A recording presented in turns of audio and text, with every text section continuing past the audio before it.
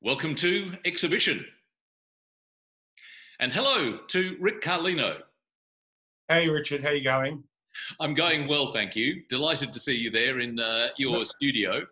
And your exhibition is Mr. Carlino Talks Way Too Much in Class at He sure does, yeah. at MContemporary in Sydney.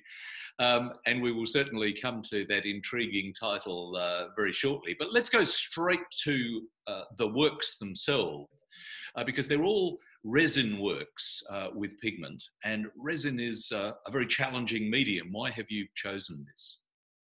Oh, absolutely challenging. I've chosen it, I guess it's just constantly inspiring to me. It's working with, if you can imagine, resin will always find its way to find its way. So you've really got to sort of get a sense of the medium and understand how it works and how it flows. So it will always go, if I'm going one way, it will go the other. So through constant, experimentation, you've just really got to understand the medium. And it's basically like working with toffee. So if you can imagine working with like a toffee type of viscosity, it's exactly like that. So you can imagine it could run all over the place. And I just find it as it dries, it just becomes this piece where, with opaque layers and translucent layers, continually works when it's hanging on a wall, especially when the light hits it. It just changes completely. So give us, if you will, an idea of physically the making of the work and what that involves. How do you begin a work and actually control that, as you say, often quite tricky movement of resin as you go to make the really quite precise shapes that we see? Yeah, sure. So once you actually mix the part A and the part B of the resin, it starts to go off immediately. So you can imagine as soon as you've mixed it, the viscosity is quite fluid. And as it starts to harden, it actually starts to get quite thick and almost, as I said, toffee-like. So you've got to really sort of understand on when to pour the resin for the particular type of outcome. If you're looking for something that's very fluid, you'll pour the resin very quickly after it's mixed. And if you want something more graphic, you'll pour it later on as it starts to harden and go off. So for me, the resin is a vehicle for the pigment for me, because the pigment in resin is just so vibrant, so beautiful, which can't be manipulated in any other way. So I actually sort of mask up the pieces to the shape that I'm after. And you'll notice in my work, although the shapes are very square and very angular, there is a lot of imperfection in the work, and it's actually meant to be that way. It's because I love celebrating the imperfection of the resin and being able to control it to a way so it doesn't look so perfect. You describe some of the effects that you achieve as being imperfections, but it looks to me as though there are very, very careful and deliberate choices where a straight line has been made to appear broken in a very precise way. You've shifted something. So there seems to be a lot of discipline going on in these pieces. That's absolutely true. And also, as I'm pouring the pieces to look perfect, you will notice as you really are in front of the resin, you'll see all that beautiful pigment that hasn't actually been completely mixed in with the resin. You'll also see some imperfections in some of the brushworks and the scraping work to really make sure it's not super perfect. It actually goes back to the name of the show, Mr. Carlino Talks Way Too Much in Class. And so it really is all about, it's all about those lumpy apples and those misshapen fruit. Perfection is one thing, but the imperfection for me is the beauty. So I do mask up the lines, and it is precise, and I'm hyper aware of that.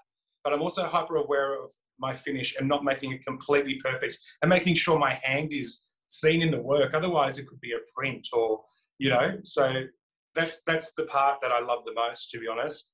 You mentioned the title of your exhibition, Mr. Carlino Talks Way Too Much in Class, and we will come to discuss that in just a moment. But what that does perhaps suggest or raise is that there may have been times in the past where you were perhaps not as disciplined as your teachers might have liked you to be. Oh, absolutely not. But these works appear supremely disciplined from the way in which you describe the precision of the making of them. As I started this work, for me, it was, what do I actually want to say about this color, and how can I get the most beautiful color out of this particular pigment and resin?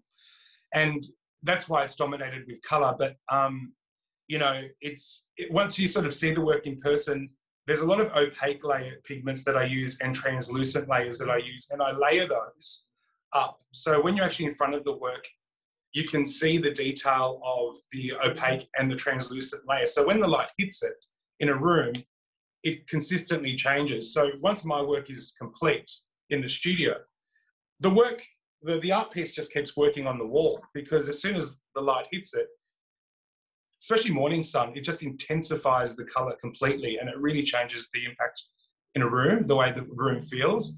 And also the warmth of a sunset also changes the piece. I could do the brightest pink you've ever seen, and in the afternoon, as soon as the sun, like a neon pink, and as soon as the sun hits it, it just warms up the space immediately. And it's just so much of what inspires me with resin. And also you as the viewer, you're constantly in the work.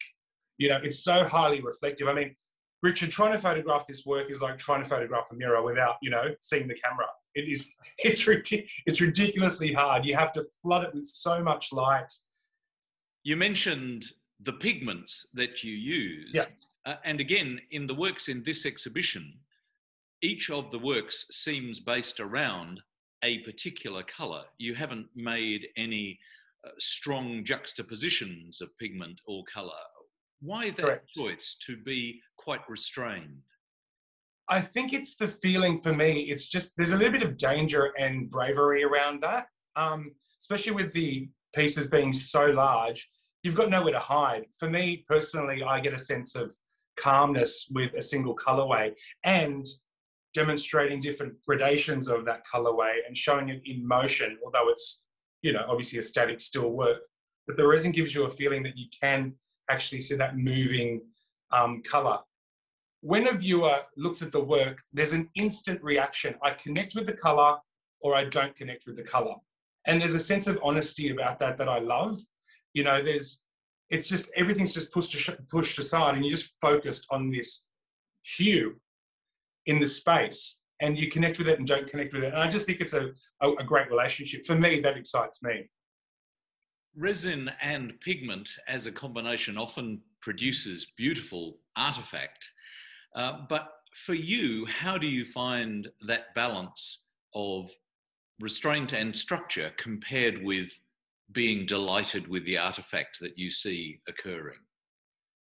I'm not a flow artist, and I'm nowhere near a flow artist where I simply just pour colour, move my substrate around, and, you know, be, you know, excited and surprised by what's being made. I'm super controlled with what's being made. As I said before, I wait for the resin to get to a particular viscosity, so I can really control the way it flows and how it flows. And as it does flow, it interacts with pigment and other resin in a different way. So it may slow the gradation down, or it may make the gradation go faster, depending on what I'm trying to achieve. It is something that requires a lot of patience, And I never used to have patience, but I've got plenty of patience now, because the final effect is just so worth it, you know. And going back to previous work, you're right, I did sometimes let the resin do its own thing, but I found that, I mean, I did love a delightful surprise, but I just felt like it was chance. I really wanted to be in charge of that surprise. So I would actually watch the way it worked. And in fact, that bit informed me on how to actually, you know, move forward with different effects. So I would watch the flow and what would work, and I would use that same effect again, but in a controlled environment. Let's go back to the title of the exhibition. Mr. Carlino talks way too much in class, and indeed, yeah. You probably noticed that now, yeah. Also to some of the titles of the works. Yeah. Tell us where the title for the exhibition came from, and the titles for the works as well. As I was working on this particular piece, this really strong, you know, because obviously you're working, you're always in your bloody brain, and God knows what pops up. And I was my art teacher from year 12, year 11 and 12 came up, Mr. Burrs, who I loved dearly, like more than he would ever know, you know, even if I actually don't think he's around anymore, to be honest. But he was a wonderful teacher, and he would find, I couldn't hide anything from this guy. This guy just absolutely honed in, zeroed in, Mr. Carlino, get in there, get back to work, and so on. But it also made me think about, he was actually, with his comments, he would always be really encouraging because he knew I was absolutely focused on work. But it made me think more about the other teachers at school, not only primary school, high school, and even, you know, outside school, even bosses and so on. Let's actually have a look at a couple of the titles. Ricky has greatly improved this year, C-. That's right. Ricky would top the class if the subject was clown. Yeah. And were these actual real comments on report cards? They were absolutely. They were absolutely real comments. I was always in trouble. I was always the guy that wasn't paying attention. But it made me think as I was working. It's just a reminder that I said it before, that all those kids and all those people who don't necessarily fall into that pathway of learning, you know, may have different ideas in life, you know, are the lumpy apples and the misshapen fruit, that if you break the right rules, sometimes you can create beautiful things, you know. It's just a constant reminder of that, you know, that you don't necessarily have to take the traditional pathways to get to things, you know. It was just, for me, it was just music and art at school. Everything else was just a distraction. If I turned up in class, well, good luck to the teacher. You mentioned music. You are also, as well as being a visual artist, a composer. And how much conversation between your compositional skills and your visually creative skills is there? They're interchanged all the time. For me, it's all about mindset and mind frame. I'll always be listening to some score while I'm working, and, you know, creating music, there's layers and layers, you know, from, you know, obviously, you know, chord development, bass, melody, harmony, and so on. So for me, it's a very similar approach in how you create. They're very, very different disciplines, but very similar thinking behind the work. So it's all about the layering for me, especially, yeah. So somebody looking at your work could almost read it as a composition, as a piece of music, but in visual form. Oh, without question. That could be something that's esoteric to me, but I believe so. Yeah, you are looking at a piece of music. You're looking at all the layers that come together to create one complete piece. How have creative influences happened in your life? My influences have always been, you know, sucking up the day and then putting on the music, jumping into the imagination and just seeing how that sort of, you know, boils down to make something interesting. I look at everything from fashion. I'm no fashionista by any means, actually far from it, and everyone will tell you, but I love looking at how designers put clothing together in terms of silhouette and textiles. I just absolutely love that. I'll look at all those types of things where, you know, a design sort of, I guess, approach is being required to create something, and things like that just constantly influence me and inspire me. This is your first solo exhibition with MContemporary. Is there something particular about a body of work that gives it more significance than the individual pieces?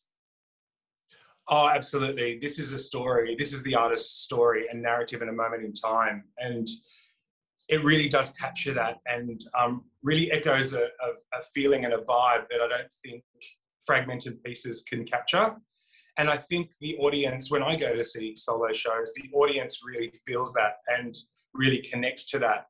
So in my mind, this is really a state of consciousness. It's probably said by many artists, but it really is. This is a moment in time of the creator that the viewer's looking at. Well, Rick Carlino, your exhibition title might be Mr. Carlino Talks Way Too Much in Class. Yeah. We're really delighted that you talked to us today, and shared your exhibition with us. Thank you. Thanks, Richard. Thanks so much.